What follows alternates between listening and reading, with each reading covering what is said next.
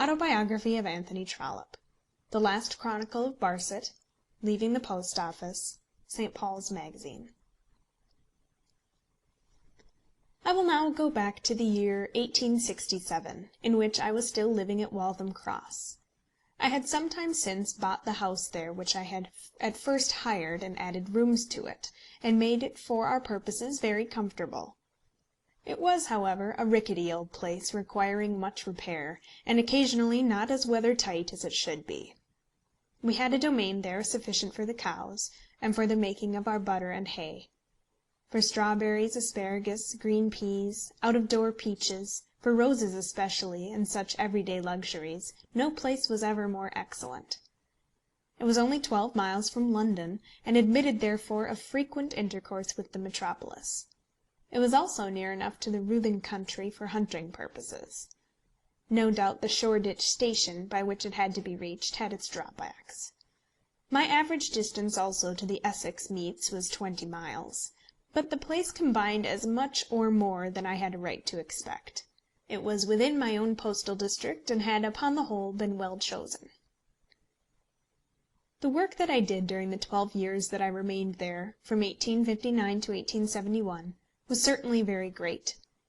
I feel confident that in amount no other writer contributed so much during that time to English literature. Over and above my novels, I wrote political articles, critical, social, and sporting articles, for periodicals, without number. I did the work of a surveyor of the General Post Office, and so did it as to give the authorities of the department no slightest pretext for fault finding. I hunted always, at least twice a week. I was frequent in the whist room at Garrick. I lived much in society in London, and was made happy by the presence of many friends at Waltham Cross. In addition to this, we always spent 6 weeks at least out of England. Few men, I think, ever lived a fuller life. And I attribute the power of doing this altogether to the virtue of early hours. It was my practice to be at my table every morning at 5:30 a.m., and it was also my practice to allow myself no mercy. An old groom, whose business it was to call me, and to whom I paid £5 a year extra for the duty, allowed himself no mercy. During all those years at Waltham Cross he was never once late with the coffee which it was his duty to bring me. I do not know that I ought not to feel that I owe more to him than to any one else for the success I have had. By beginning at that hour I could complete my literary work before I dressed for breakfast. All those, I think, who have lived as literary men, working daily as literary labourers, will agree with me that 3 hours a day will produce as much as a man ought to write. But then he should so have trained himself that he shall be able to work continuously during those 3 hours, so have tutored his mind that it shall not be necessary for him to sit nibbling his pen and gazing at the wall before him till he shall have found the words with which he wants to express his ideas. It had at this time become my custom, and it still is my custom, though of late I have become a little lenient to myself, to write with my watch before me, and to require from myself 250 words every quarter of an hour. I have found that the 250 words have been forthcoming as regularly as my watch went. But my 3 hours were not devoted entirely to writing. I always began my task by reading the work of the day before, an operation which would take me half an hour, and which consisted chiefly in weighing with my ear the sound of the words and phrases. I would strongly recommend this practice to all tyros in writing. That their work should be read after it has been written is a matter of course. That it should be read twice at least before it goes to the printers I take to be a matter of course. But by reading what he has last written, just before he recommences his task, the writer will catch the tone and spirit of what he is then saying, and will avoid the fault of seeming to be unlike himself. This division of time allowed me to produce over 10 pages of an ordinary novel volume a day, and if kept up through 10 months, would have given as its results 3 novels of 3 volumes each in the year, the precise amount which so greatly acerbated the publisher in Paternoster Row, and which must at any rate be felt to be quite as much as the novel readers of the world can want from the hands of one man. I have never written 3 novels in a year, but by following the plan above described I have written more than as much as 3 volumes. and by adhering to it over a course of years, I have been enabled to have always on hand, for some time back now, 1 or 2 or even 3 unpublished novels in my desk beside me. Were I to die now, there are 3 such besides The Prime Minister, half of which has only yet been issued. One of these has been 6 years finished, and has never seen the light since it was first tied up in the wrapper which now contains it. I look forward with some grim pleasantry to its publication after another period of 6 years, and to the declaration of the critics that it has been the work of a period of life at which the power of writing novels had passed from me. Not improbably, however, these pages may be printed first. In 1866 and 1867 the last Chronicle of Barset was brought out by George Smith in 6-penny monthly numbers. I do not know that this mode of publication had been tried before, or that it answered very well on this occasion. Indeed, the shilling magazines had interfered greatly with the success of novels published in numbers without other accompanying matter. The public, finding that so much might be had for a shilling, in which a portion of 1 or more novels was always included, were unwilling to spend their money on the novel alone. Feeling that this certainly had become the case in reference to novels published in shilling numbers, Mr. Smith and I determined to make the experiment with 6-penny parts. As he paid me £3,000 for the use of my manuscript, the loss, if any, did not fall upon me. If I remember right, the enterprise was not altogether successful. Taking it as a whole, I regard this as the best novel I have written. I was never quite satisfied with the development of the plot, which consisted in the loss of a cheque, of a charge made against a clergyman for stealing it, and of absolute uncertainty on the part of the clergyman himself as to the manner in which the cheque had found its way into his hands.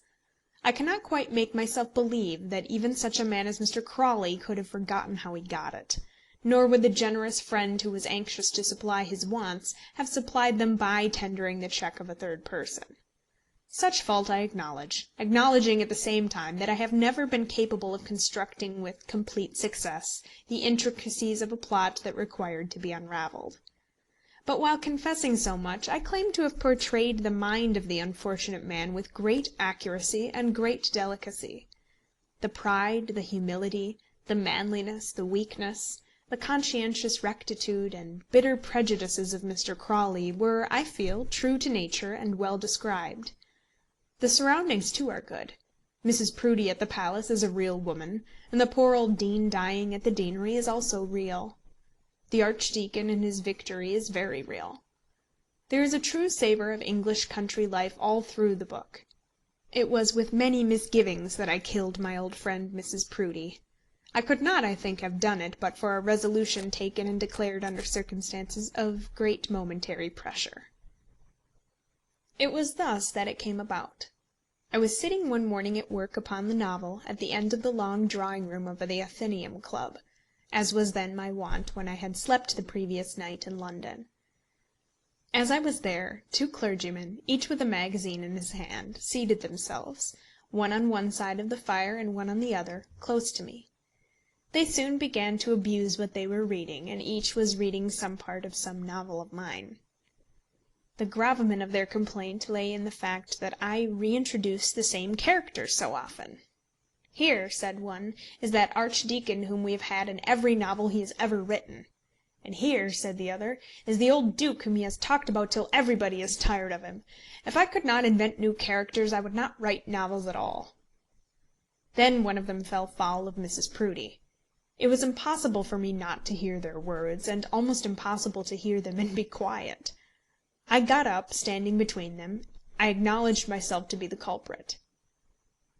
"As to Mrs. Proudie," I said, "I will go home and kill her before the week is over." And so I did. The 2 gentlemen were utterly confounded, and one of them begged me to forget his frivolous observations. I have sometimes regretted the deed, so great was my delight in writing about Mrs. Proudie, so thorough was my knowledge of all the shades of her character. It was not only that she was a tyrant, a bully, a would-be priestess, a very vulgar woman, and one who would send headlong to the nethermost pit all who disagreed with her, but that at the same time she was conscientious. by no means a hypocrite, really believing in the brimstone which she threatened, and anxious to save the souls around her from its horrors. And as her tyranny increased, so did the bitterness of the moments of her repentance increase, in that she knew herself to be a tyrant, till that bitterness killed her. Since her time others have grown up, equally dear to me, Lady Glencora and her husband, for instance, but I have never dissevered myself from Mrs. Proudie, and still live much in company with her ghost. I have in a previous chapter said how I wrote Can You Forgive Her after the plot of a play which had been rejected, which play had been called The Noble Jilt. Some year or two after the completion of the last chronicle, I was asked by the manager of a theatre to prepare a piece for his stage, and I did so, taking the plot of this novel. I called the comedy Did He Steal It? But my friend the manager did not approve of my attempt. My mind at this time was less attentive to such a matter than when dear old George Bartley nearly crushed me by his criticism, so that I forget the reason given. I have little doubt but that the manager was right. That he intended to express a true opinion, and would have been glad to have taken the piece, had he thought it suitable, I am quite sure. I have sometimes wished to see during my lifetime a combined republication of those tales which are occupied with the fictitious county of Barsetshire. These would be The Warden, Barchester Towers, Dr. Thorne, Framley Parsonage, and the last Chronicle of Barset. But I have hitherto failed. The copyrights are in the hands of 4 different persons, including myself, and with one of the 4 I have not been able to prevail to act in concert with the others. Since this was written I have made arrangements for doing as I have wished, and the first volume of the series will now very shortly be published. In 1867 I made up my mind to take a step in life which was not unattended with peril, which many would call rash, and which, when taken, I should be sure at some period to regret. This step was the resignation of my place at the Post Office. I have described how it was that I contrived to combine the performance of its duties with my other avocations in life. I got up always very early, but even this did not suffice. I worked always on Sundays, as to which no scruple of religion made me unhappy, and not unfrequently I was driven to work at night. In the winter, when hunting was going on, I had to keep myself very much on the alert. And during the London season, when I was generally 2 or 3 days of the week in town, I found the official work to be a burden. I had determined some years previously, after due consideration with my wife, to abandon the Post Office when I had put by an income equal to the pension to which I should be entitled if I remained in the department till I was 60. That I had now done, and I sighed for liberty. The exact time chosen, the autumn of 1867, was selected because I was then about to undertake other literary work in editing a new magazine, of which I shall speak very shortly. But in addition to these reasons there was another, which was, I think, at last the actuating cause. When Sir Rowland Hill left the Post Office, and my brother-in-law Mr. Tilley became secretary in his place, I applied for the vacant office of Under-Secretary. Had I obtained this, I should have given up my hunting, have given up much of my literary work, at any rate would have edited no magazine, and would have returned to the habit of my youth in going daily to the General Post Office. There was very much against such a change in life. The increase of salary would not have amounted to above £400 a year, and I should have lost much more than that in literary remuneration. I should have felt bitterly the slavery of attendance at an office from which I had then been exempt for 25 years. I should, too, have greatly missed the sport which I loved. But I was attached to the department, had imbued myself with a thorough love of letters, I mean the letters which are carried by the post, and was anxious for their welfare as though they were all my own. In short, I wished to continue the connection. I did not wish, moreover, that any younger officer should again pass over my head. I believed that I had been a valuable public servant, and I will own to a feeling existing at that time that I had not altogether been well treated. I was probably wrong in this. I had been allowed to hunt, and to do as I pleased, and to say what I liked, and had in that way received my reward. I applied for the office, but Mr. Scudamore was appointed to it. He no doubt was possessed of gifts which I did not possess. He understood the manipulation of money and the use of figures, and was a great accountant. I think that I might have been more useful in regard to the labours and wages of the immense body of men employed by the Post Office. However, Mr. Scudamore was appointed, and I made up my mind that I would fall back upon my old intention and leave the department. I think I allowed 2 years to pass before I took the step, and the day on which I sent the letter was to me most melancholy. The rule of the service in regard to pensions is very just. A man shall serve till he is 60 before he is entitled to a pension, unless his health fail him. At that age he is entitled to 1/60th of his salary for every year he has served, up to 40 years. If his health do fail him so that he is unfit for further work before the age named, then he may go with a pension amounting to 1/60th for every year he has served. I could not say that my health had failed me, and therefore I went without any pension. I have since felt occasionally that it has been supposed that I left the Post Office under pressure, because I attended to hunting and to my literary work rather than to postal matters.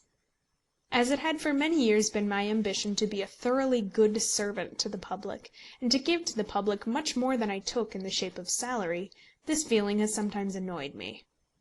And as I am still a little sore on the subject, and as I would not have it imagined after my death that I had slighted the public service to which I belonged, I will venture here to give the reply which was sent to the letter containing my resignation. General Post Office, October 9th, 1867.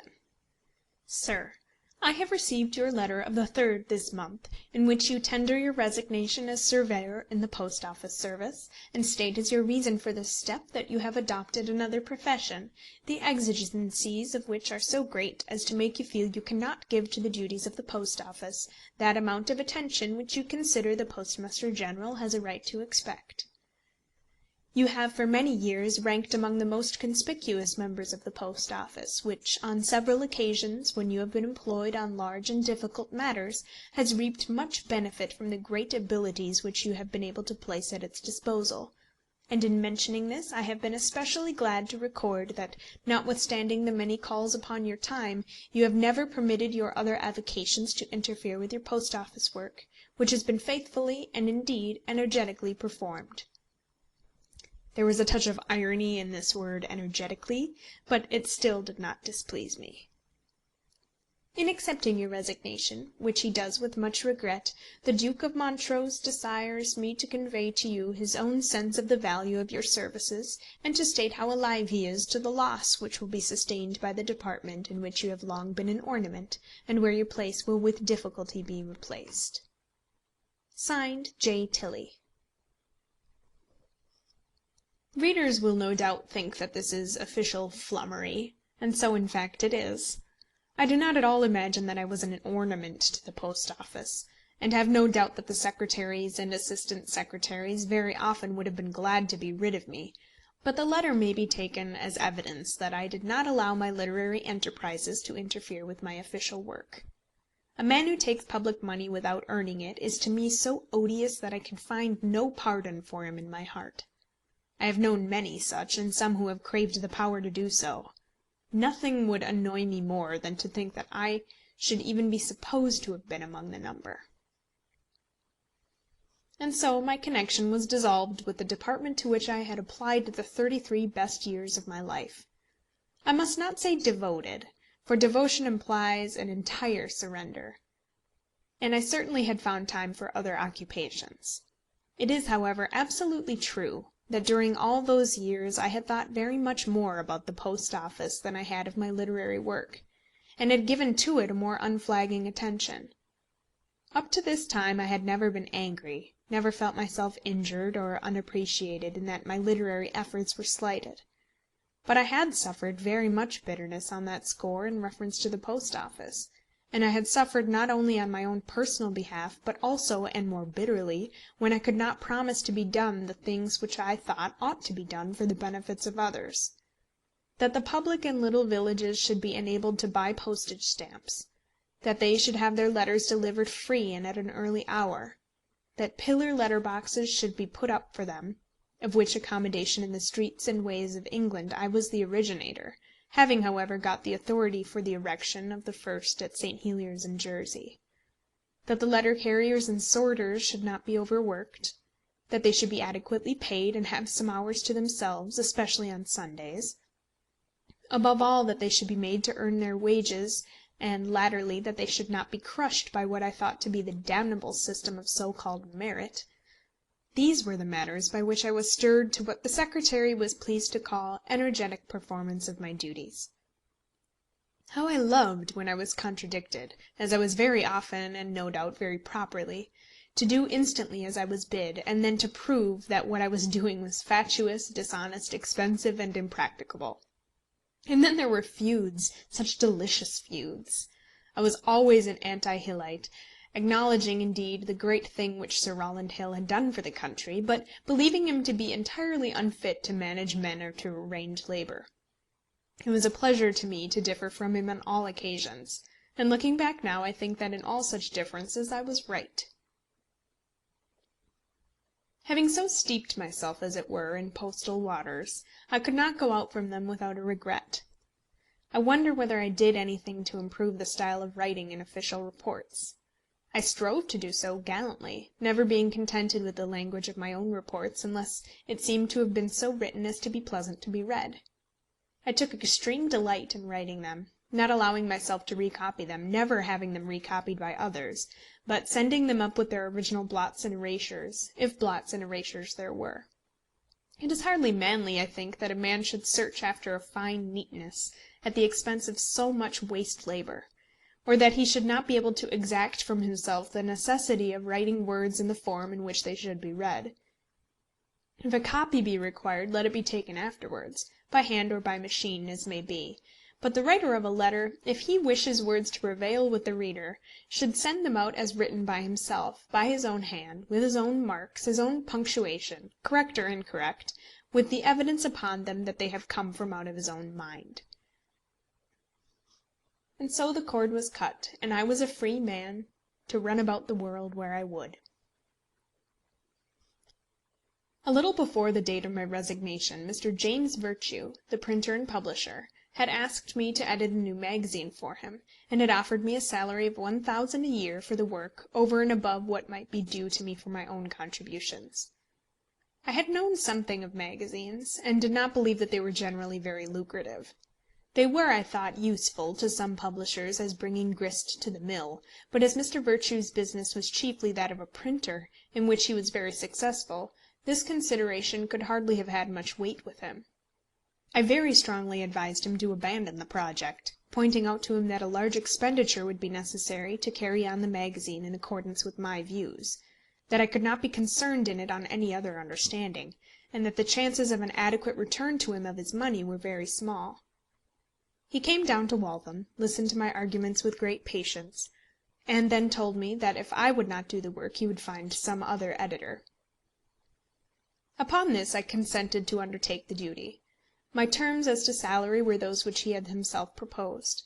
The special stipulations which I demanded were, firstly, that I should put whatever I pleased into the magazine, or keep whatever I pleased out of it, without interference; secondly, that I should from month to month give in to him a list of payments to be made to contributors, and that he should pay them, allowing me to fix the amounts; and thirdly, that the arrangement should remain in force at any rate for 2 years. To all this he made no objection, and during the time that he and I were thus bound together he not only complied with these stipulations, but also with every suggestion respecting the magazine that I made to him. If the use of large capital, combined with wide liberality and absolute confidence on the part of the proprietor, and perpetual good humour, would have produced success, our magazine certainly would have succeeded. In all such enterprises the name is the first difficulty. There is the name which has a meaning, and the name which has none; of which two the name that has none is certainly the better, as it never belies itself. The Liberal may cease to be liberal, or the Fortnightly, alas, to come out once a fortnight; but the Cornhill and the Argosy are under any set of circumstances as well adapted to these names as under any other. Then there is the proprietary name, or possibly the editorial name, which is only amiss because the publication may change hands. Blackwood's has indeed always remained Blackwood's, and Fraser's, though it has been bought and sold, still does not sound amiss. Mr. Virtue, fearing the too attractive qualities of his own name, wished the magazine to be called Anthony Trollope's, but to this I objected eagerly. There were then about the town, still are about the town, 2 or 3 literary gentlemen, by whom to have had myself editored would have driven me in exile from my country. After much discussion we settled on St. Paul's as the name for our bantling, not as being in any way new, but as enabling it to fall easily into the ranks with many others. If we were to make ourselves in any way peculiar, it was not by our name that we were desirous of doing so. I do not think that we did make ourselves in any way peculiar, and yet there was a great struggle made. On the part of the proprietor I may say that money was spent very freely. On my own part I may declare that I admitted nothing which I thought might tend to success. I read all manuscripts sent to me, and endeavoured to judge impartially. I succeeded in obtaining the services of an excellent literary corps. During the 3 years and a half of my editorship I was assisted by Mr. Goshen, Captain Brackenbury, Edward Dicey, Percy Fitzgerald, H. A. Layard, Allingham, Leslie Stephen, Mrs. Lynn Linton, my brother T. A. Trollope and his wife, Charles Lever, E. Arnold, Austin Dobson, R. A. Proctor, Lady Pollock, G. H. Lewes, C. Mackey, Hardman of the Times, George MacDonald, W. R. Gregg, Mrs. Oliphant, Sir Charles Trevelyan, Leonie Levi, Dutton Cook, and others whose names would make the list too long. It might have been thought that with such aid the St. Paul's would have succeeded. I do not think that the failure, for it did fail, arose from bad editing. Perhaps too much editing might have been the fault. I was too anxious to be good, and did not enough think of what might be lucrative. It did fail, for it never paid its way. It reached, if I remember right, a circulation of nearly 10,000, perhaps on 1 or 2 occasions may have gone beyond that. But the enterprise had been set on foot on a system too expensive to be made lucrative by anything short of a very large circulation. Literary merit will hardly set a magazine afloat, though when afloat it will sustain it. Time is wanted, or the hubbub and flurry and excitement created by ubiquitous sesquipedalian advertisement. Merit and time together may be effective, but they must be backed by economy and patience. I think, upon the whole, that publishers themselves have been the best editors of magazines, when they have been able to give time and intelligence to the work. Nothing certainly has ever been done better than Blackwood's. The Cornhill, too, after Thackeray had left it and before Leslie Stephen had taken it, seemed to be in quite efficient hands, those hands being the hands of proprietor and publisher. The proprietor, at any rate, knows what he wants and what he can afford, and is not so frequently tempted to fall into that worst of literary quicksands, the publishing of matter not for the sake of the readers, but for that of the writer. I did not so sin very often, but often enough feel that I was a coward. My dear friend, this is trash! It is so hard to speak thus, but so necessary for an editor. We all remember the thorn in his pillow of which Thackeray complained. Occasionally I know that I did give way on behalf of some literary aspirant whose work did not represent itself to me as being good. And as often as I did so, I broke my trust to those who employed me. Now I think that such editors as Thackeray and myself, if I may for the moment be allowed to couple men so unequal, will always be liable to commit such faults, but that the natures of publishers and proprietors will be less soft. Nor do I know why the pages of a magazine should be considered to be open to any aspirant who thinks that he can write an article, or why the manager of a magazine should be doomed to read all that may be sent to him. The object of the proprietor is to produce a periodical that shall satisfy the public, which he may probably best do by securing the services of writers of acknowledged ability. Chapter 15.